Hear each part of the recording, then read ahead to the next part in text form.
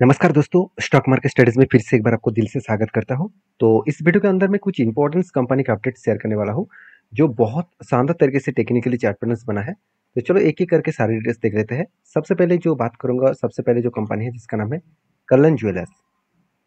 तो यहाँ पे देख सकते हैं किस तरीके से कंपनी का ग्रोथ हो रहा है, किस तरीके से कंपनी का जर्नी हो रहा है। उसके लिए आपको चार्ट पैटर्न्स में जाना पड़ेगा, क्योंकि देखिए चार्ट पैटर्न्स जो लगातार जिस तरीके से कंपनी जर्नी किया, टाइटन भी मतलब तो एक अच्छा खासा क्रैश दिखा है, मगर इस कल्याण ज्वेलर्स के ऊपर क्रैश दिखा ही नहीं, मतलब उतना ज़्यादा बड़ा क्रैश हुआ ही नहीं। क्योंकि देखिए कंपनी लगातार हायर हाई करते करते आगे बढ़े, कोई भी एक ऐसे सिचुएशन नहीं बना कि कंपनी आगे नहीं बढ़ रहा है। और फाइनली जो इसका एक लेवल बना था, उस लेवल को भी कंपनी देखिए ब्रेकआउट करके ऊपर जाने का कोशिश कर रहा है। तो मुझे यहाँ पे दो तरीके से ट्रेड मिल सकता था। तो पहली जो ट्रेड मिला था, यहाँ पे एक रेंज के बेसिस में ट्रेड मिला था, जो कुल मिलाकर 24% के आसपास है। तो ओवरऑल इस कंपनी के बारे में बात करूँ तो आप देख सकते हैं पिछले एक कंटिन्यूसली बाइंग कैंडल के हिसाब से 24% का एक रेंज बने। तो मुझे चाहिए था इस नीचे लेवल को टच करने के लिए। तो इस नीचे लेवल का मतलब है 440 रुपीज़। अगर इस नीचे लेवल को टच करता तो मैं जरूर यहाँ पे एंट्री लेता और मेरा टारगेट होता इस कुछ हाई लेवल तक, क्योंकि यहाँ पे हाई कैंडल का जो लेवल है वो यहाँ तक भी, मतलब यहाँ तक रेंज बनाया था। वो अराउंड रेंज निकल कर है करीबन 548 रुपीज़। तो 440 रुपीज़ तक 548 रुपीज़ तक टारगेट मिलने के चांसेस था, मगर नीचे आया ही नहीं, तो यहाँ पे एंट्री नहीं बनेगा। दूसरा और एक बात करूँ तो कंपनी के ऊपर कुछ इस तरीके से रेंज क्रिएट हुआ है, जो अकॉर्डिंग टू देखा जाए तो कंपनी के ऊपर यहाँ से एक अच्छा खासा बिग बाउंस के हिसाब से कंपनी के ऊपर एक जर्नी देखने को मिला, जो करीबन 27% के आसपास रेंज बने। तो 27% के रेंज के हिसाब से जब भी इस नीचे लेवल को टच करता फिर से मैं यहाँ पे एंटी बनता, तो यहाँ पे भी एंटी नहीं बने। जो एंटी लेवल्स बन रहा था करीबन करीबन 499 रुपीज़ के आसपास, और जो टारगेट लेवल बन रहा था करीबन करीबन देखा जाए तो 634 रुपीज़ के आसपास। तो इस तरीके से कुछ दो लेवल्स बने। इस लेवल्स के अकॉर्डिंग मुझे लगता है कंपनी के ऊपर एक अच्छा खासा जर्नी पॉइंट्स देखने को मिलेगा। तो मैं इंतजार कर रहा था कि कोई एक कप बने तो उसके बाद हैंडल बने। तो कप तो बन चुके हैं और यहाँ पे हैंडल अभी तक बना नहीं। तो दो तरीके से यहाँ पे सिनेरियो हो सकते हैं। देखिए, जो लोग सोच रहे हैं कि यहाँ से ही कंपनी बिग बाउंस करेगा, उसके लिए बता दूं, देखिए कंपनी ब्रेकआउट भी किया, ब्रेकआउट कंफर्मेशन भी किया। तो एक क्लियर कट अंदाजा लग रहा है कि यहाँ से कंपनी जर्नी कर सकता है, ऐसे नहीं कि करेगा नहीं, कर सकता है। क्योंकि कंपनी के ऊपर जिस तरीके से ब्रेकआउट और ब्रेकआउट कंफर्मेशन हुआ, और वो भी वॉल्यूम के साथ, इसका मतलब कंपनी ऊपर जा सकता है। मगर मुझे लग रहा है कि कंपनी एक बार रिटेस्ट करके नीचे आएगा और एक पैटर्न क्रिएट करेगा, और पैटर्न बनेगा तब कप विद हैंडल पैटर्न। इस पैटर्न से अगर कंप्लीट हुआ तो एक अच्छा खासा एंटी पॉइंट्स बन सकते हैं, एक अच्छा खासा एंटी लेवल बन सकते हैं। तो इसी के लिए मैं इंतजार कर रहा हूँ, इसी पॉइंट्स के लिए मैं इंतजार कर रहा हूँ। तो जब तक इस पॉइंट्स कंप्लीट ना हो तब तक इस कंपनी के ऊपर कोई फ्रेश एंटी यहाँ पे नहीं नहीं लेने वाला हूँ, क्योंकि हमेशा स्ट्रैटेजीज को फॉलो करके काम करना चाहिए। तो बेसिकली मैं इस कंपनी के ऊपर दो कारण की वजह से पॉजिटिव हूँ। पहली बात, कंपनी के अगर बिजनेस को देखूँ तो कंपनी के ऊपर जो क्वार्टरली रिजल्ट है वो देखा जाए तो कंपनी के ऊपर एक अलग लेवल का सेल्स का ग्रोथ देखने को मिले। इस बार भी कंपनी हाईएस्टली सेल्स जनरेट किया, और उसके अकॉर्डिंग कंपनी हाईएस्टली प्रॉफिट भी जनरेट किया। तो क्या सचमुच कंपनी में ठीक ठाक परफॉर्मेंस हो रहा है? देखा जाए तो कंपनी की ईयर ऑफ ईयर बेसिस में इस बार भी कंपनी 30% से खुद के सेल्स एंड प्रॉफिट ग्रोथ को दोनों को मेंटेन किया, जो एक बहुत गुड पॉइंट्स होते हैं। क्योंकि किसी भी कंपनी में अगर 30% से ज़्यादा कंपनी का ग्रोथ देखने को मिला है तो वो कंपनी आपको अच्छा खासा एक ट्रेंडिंग दे सकता है। बाकी इस कंपनी के जो सीएजीआर का रिटर्न है, एक साल में कंपनी 167% के आसपास रिटर्न दिया। ये सबसे बड़ा एक खासियत पॉइंट है, और इसीलिए बहुत सारे लोग मुझे कमेंट्स करते रहते हैं कि अभी कल्याण ज्वेलर्स के ऊपर क्या किया जाए। देखिए, मैं हमेशा आपको बोलता हूँ कि कोई भी कंपनी भागता हो टेन के ऊपर मत चढ़िए। आपको उस जगह कोई भी एक पैटर्न होना चाहिए, कोई भी एक पैटर्न बनना चाहिए, उसके अकॉर्डिंग आपको काम करना होगा। तो यहाँ पे पैटर्न जब बनेगा मैं आपके साथ जरूर वीडियो शेयर करूंगा। तो नेक्स्ट जो कंपनी उसका नाम है सेनको गोल्ड। तो इसी ग्रुप के और एक कंपनी है जिसका नाम है सेनको गोल्ड। ये भी एक छोटा कंपनी है, फिर भी इस कंपनी भी धमाका परफॉर्मेंस किया। अगर मैं सेनको गोल्ड के भी चार्ट पैटर्न्स देखूं तो यहाँ पे मुझे वो पैटर्न्स मिल चुके हैं जिसके मैं इंतजार कर रहा था। देखिए, अभी मैं कल्याण ज्वेलर्स के ऊपर क्या आपको दिखाया कि यहाँ पे कप बनने के बाद एक हैंडल पैटर्न चाहिए था। Same to same Senco gold के ऊपर देखिए सेम टू सेम पैटर्न बने। यहाँ पे देखिए कप बने, इस हाई लेवल से इस हाई लेवल तक मार्किंग करूँ तो यहाँ पे एक शानदार तरीके से कप बने। उसके बाद एक छोटा सा हैंडल पैटर्न यहाँ पे क्रिएट होने जा रहा है। तो कप के बाद अगर हैंडल पैटर्न कंप्लीट हो जाए तो एक बिंदास तरीके से एक एंटी यहाँ पे बन सकते हैं। तो यहाँ पे देख सकते हैं कंपनी के ऊपर शानदार ब्रेकआउट भी हुआ, और ब्रेकआउट होने के बाद मुझे ब्रेकआउट कंफर्मेशन नहीं मिला, मतलब इसके ऊपर कोई भी ग्रीन कैंडल मुझे चाहिए। तो ग्रीन कैंडल अगर कंप्लीट हुआ तो ही मुझे यहाँ पे एक ब्रेकआउट कंफर्मेशन मिलेगा। तो कप के बाद यहाँ पे जो हैंडल्स पैटर्न्स बने, तो इस पैटर्न्स के ऊपर मैं सबसे ज़्यादा काम करता हूँ, और मेरे इस पैटर्न्स के मेरे मतलब मैं इस पैटर्न्स के ऊपर जो काम कर रहा हूँ इतने दिनों से, तो मुझे फीडबैक अच्छा खासा मिला और कंटिन्यूअसली इस कंपनी के ऊपर अच्छा खासा प्रॉफिट भी मिला। मैं नहीं कहूँगा कि 100% इस स्ट्रैटेजीज के ऊपर प्रॉफिट होगा। आप एक बार बैक टेस्टिंग करके देखना, और अगर आप मेरा पुराना सब्सक्राइबर है तो आपको पता है मैं हम हर अपडेट में आपके साथ शेयर करता रहता हूँ।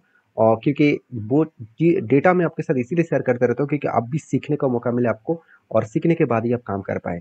तो बेसिकली इस कंपनी के ऊपर अगर मैं इस पैटर्न्स कंप्लीट हुआ, मतलब यहाँ पे जो ब्रेकआउट हुआ है इसके ऊपर कोई भी ग्रीन कैंडल क्लोजिंग दे, मतलब ब्रेकआउट कंफर्मेशन हो, तो कहाँ तक जा सकते हैं। अगर टोटल ड्यूरेशन के बारे में बात करूँ तो ओवरऑल इस कंपनी की जो पोजीशन है, कंपनी कुछ इस तरीके से रेंज क्रिएट किया। टोटल रेंज निकल के आया 25% के आसपास। अगर इसको मैं टोटल ऊपर बिठा दूँ तो टोटल रेंज निकल के आएगा कितना, ओवरऑल 20% के आसपास। तो नीचे लेवल में बनेगा 25% और ऊपर लेवल में बनना है 20%। मतलब जो रेंज टारगेट रेंज निकल कर है करीबन करीबन 1420 के आसपास। तो मैं इस लेवल तक इंतजार करूंगा।